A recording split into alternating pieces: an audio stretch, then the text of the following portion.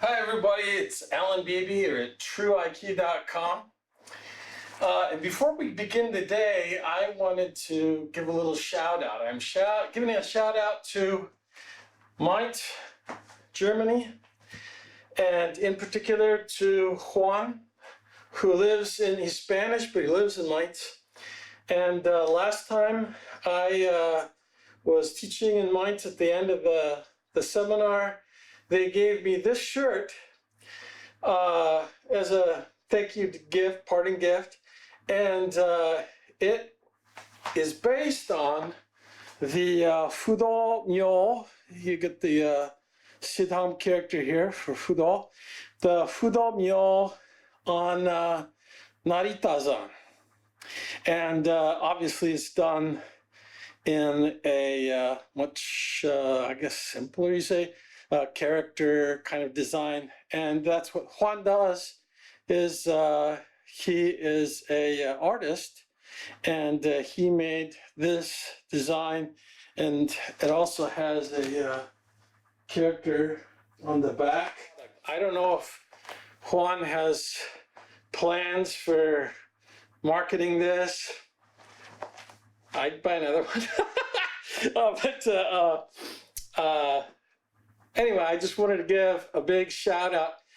Okay, so the last time I was filming, we worked on Tandoku Dosa number 7, Tandoku Dosa number 8, mainly paying attention to what the legs were doing, and I said we'd get to the hands a bit later.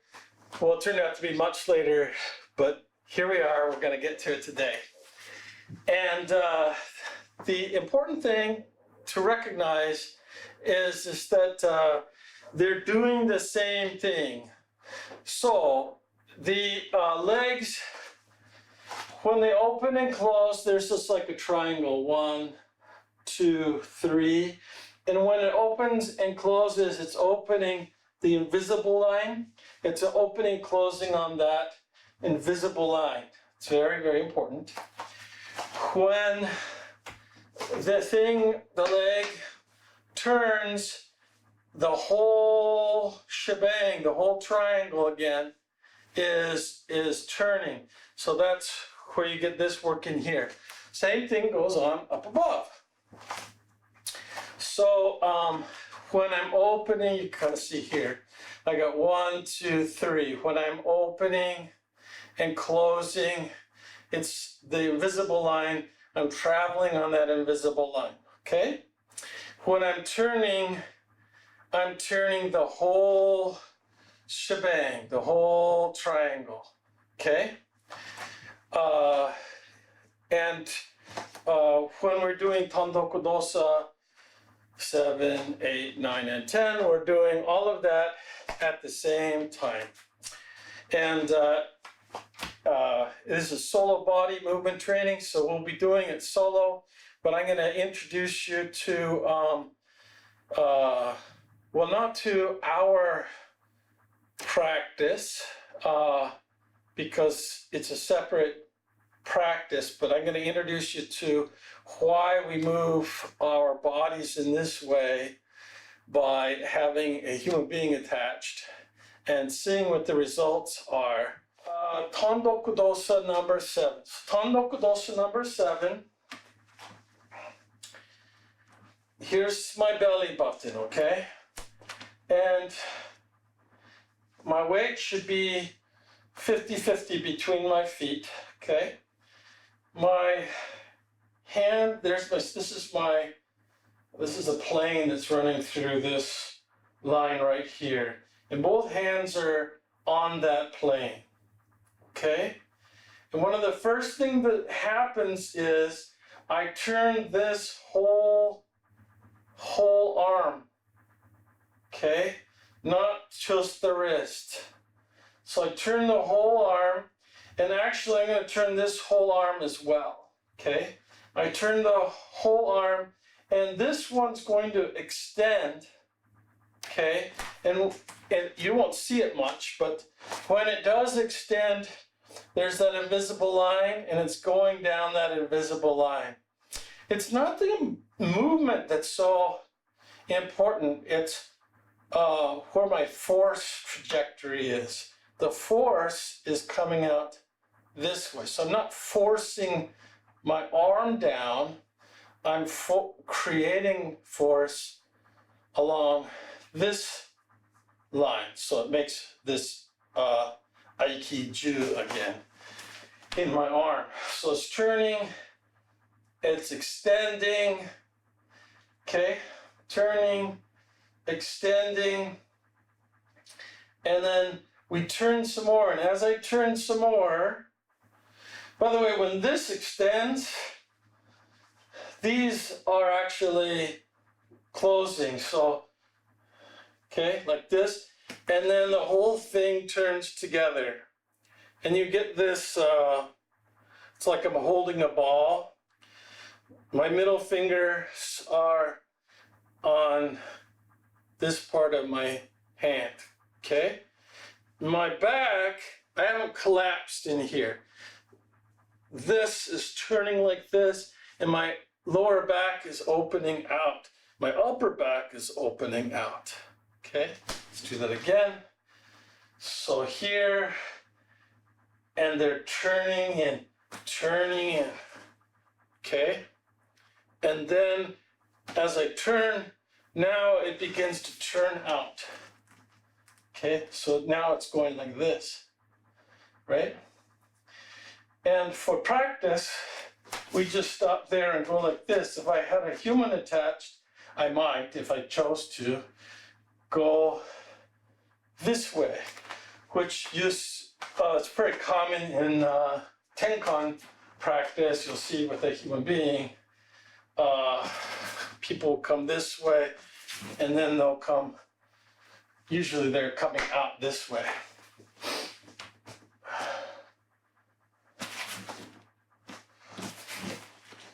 Like this, okay? We're gonna be here. If we continued the movement, it would come out like this. I take a step back, turning in, turning out, and then step back. Okay, that's 7. I'm going to do it forward this time. Turning in, turning out, and step back. Turning in, turning out, and step back. When I'm in Hanmi, I should find a place about level to my eyes that I keep a soft focus on when I'm doing this. I'm not looking at my hands. I'm not looking at the ground. The reason being, if you look at my spine, when I look at my hands, either I collapse my spine or I stick my butt out. And I don't want to do either of those. I want to be able to open and close my spine. So I want to stay in a position where I can open and close my spine, right? And then I want to keep my center of gravity in between my feet. And going here, most people don't. It's difficult to do. All right, so that's 7. Then 8 goes like this. Same starting position, same turning out, okay?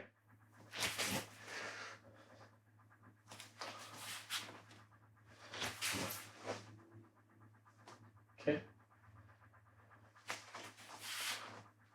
To here, and then back. And the main thing is to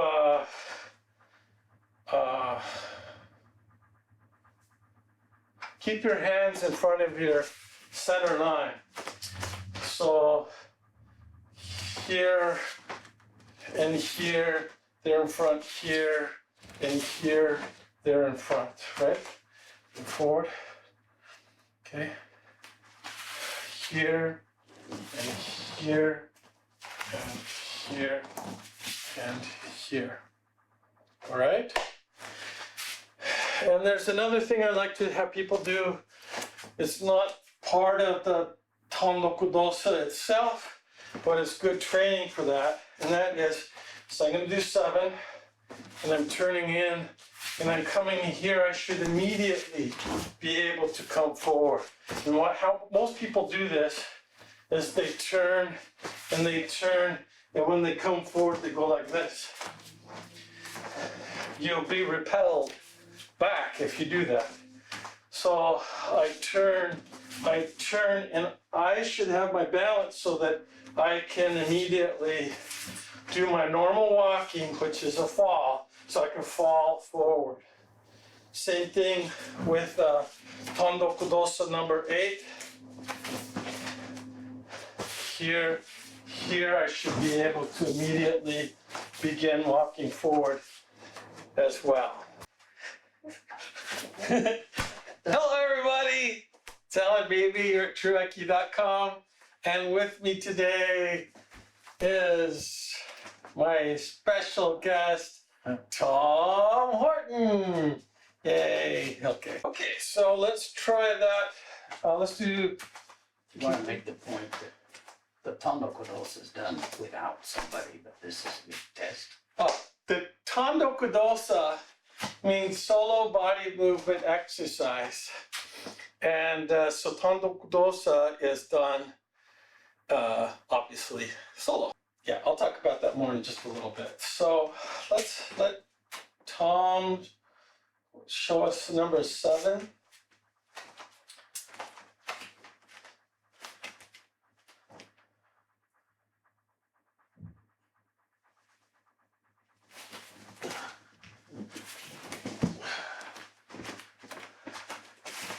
Look down. Don't look down. Here. You already are, actually.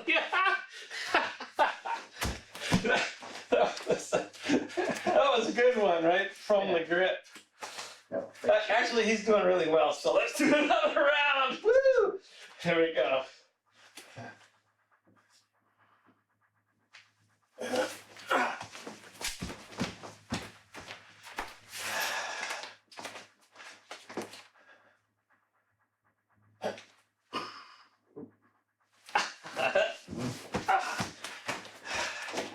Very good.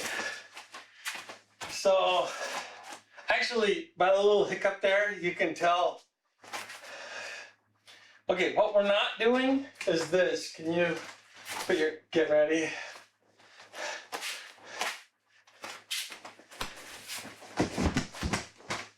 We are not doing that. Okay? We are not doing this. Where I go like this, and he muscles me around. Actually, that's not what we're doing. What I want to do is at no point, so there's a ring of force around my arm, and at no point in time should that ring of force increase. There shouldn't be any increased pressure anywhere along the line. And yet, he's compelled to move. And he was doing that really nicely, except for that one little hiccup. And that's why we stopped. And that's how we train. Is when it's not working, it doesn't work. He doesn't rely on my cooperation other than to grab his wrist and not cooperate. Yeah. All right. Number 8 is, well, let's look at what's going on here for number 7 first. So here I am.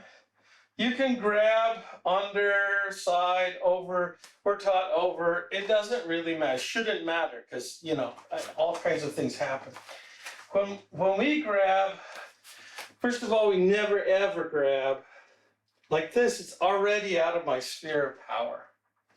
So I want to grab as close to my sphere of power, my comfortable sphere of power as possible. And then I'm setting my weight down, and I'm setting my weight down on that arm. Now I'm not overextended this way or any other way, so I stand a pretty good chance of being able to at least control myself in that sphere. I'm not giving away anything. All right. So that's how I grab. Now the first thing he does is turn. Let's go back. Okay. Actually, the first thing he does is when I grab, if I grab really hard, we have a really nice connection. If I grab softer, he still needs a nice connection. So he opens his, actually he's opening this area up. You see this, but what really matters is this area is opening up and making contact with the skin of my hand, okay? So it's like two clutch plates coming together. Now, if you look at where my elbow is, when he turns his arm, that forces my elbow into this kind of awkward position.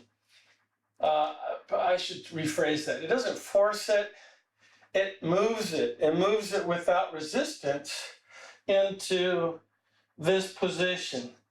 I'm still on center, but he's now locked into my body, okay?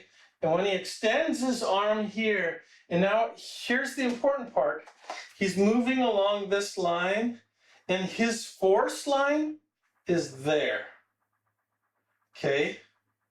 It's orthogonal to my force line.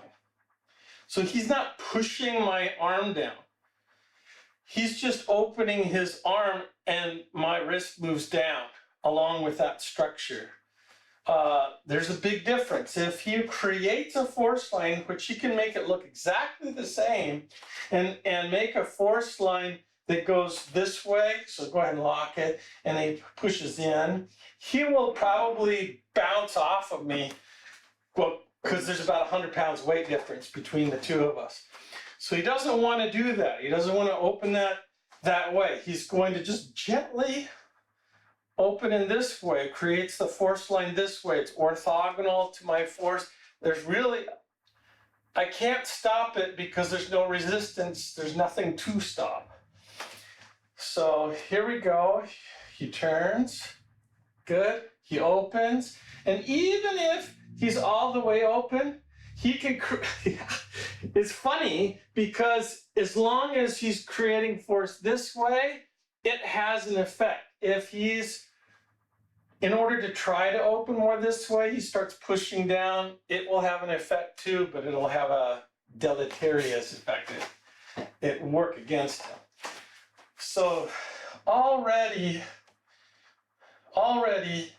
boom, he's controlled himself, and it's moved my body, and now it's affecting my spine, all right?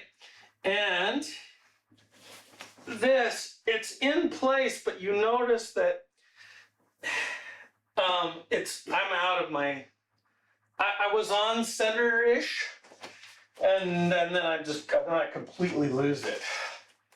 So there's nothing to stop here. I'm just getting, I mean, I could try to stop him from moving his arm, right? And, well, it's locked, right? And it locked even faster that time. So I'm saying, oh, no, you're not going to move my arm. And he goes, great. And I can't stop him from doing that, right? And then you'll notice that when he does this move, it's orthogonal. I can't stop that again. And he's got the whole of me. Now, there'll be inclination at this point, because he can feel that I don't have power, to want to push my arm out. You don't want that. He's gonna turn and he's gonna let me hold on to his hand just the way I want to hold on to his hand. And when he lets his arms come out, he's not pushing his arms out. It's opening on the same line that he did the last open. Yeah, it's just on a different plane. And so I can't stop that, and it can propel me. All right, so that's the result of Tandoku Dosu number 7. Again, he's not pushing, he's not pulling. consequently, there's no resistance. And I am not causing anything to happen other than to adhere myself to him. All right, I'm not volunteering anything. And in fact, when we're training, I'm kind of waiting to see if there's any little, I mean, that's in time, that's where the fun begins, because we're like we're trying to feel for the mistake, right? And then the other person will know instantly, right? And then we can give each other feedback for that. What this is, do you remember Tandoku Dosa number 1? Okay, and I'm raising and lowering, raising and lowering. Well, this contains both of those in there.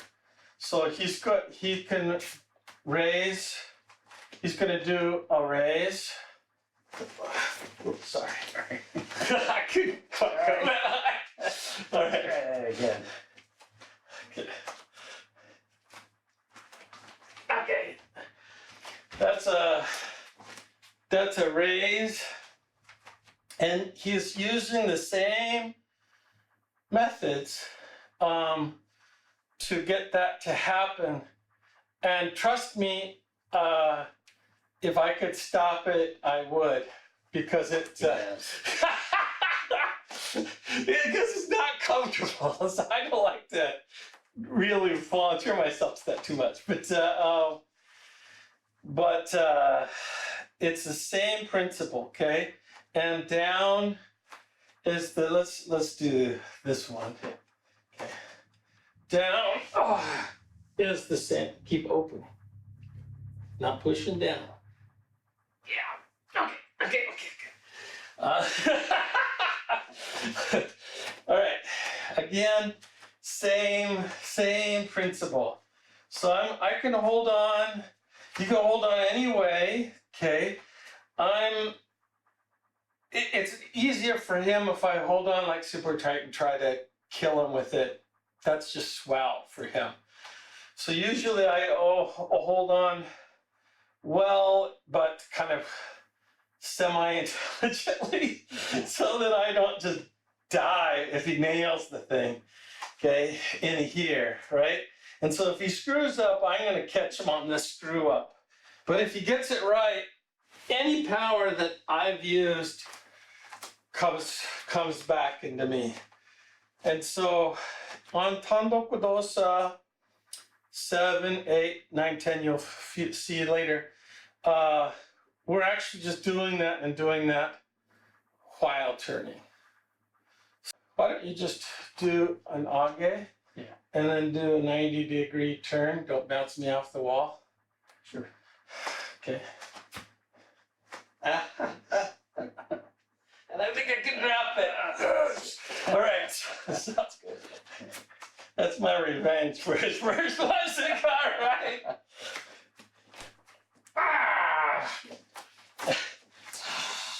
Great.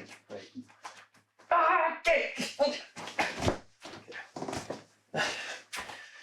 All right, so he's turning 90 degrees, right? He's doing age and turning 90 degrees. You can do a sage.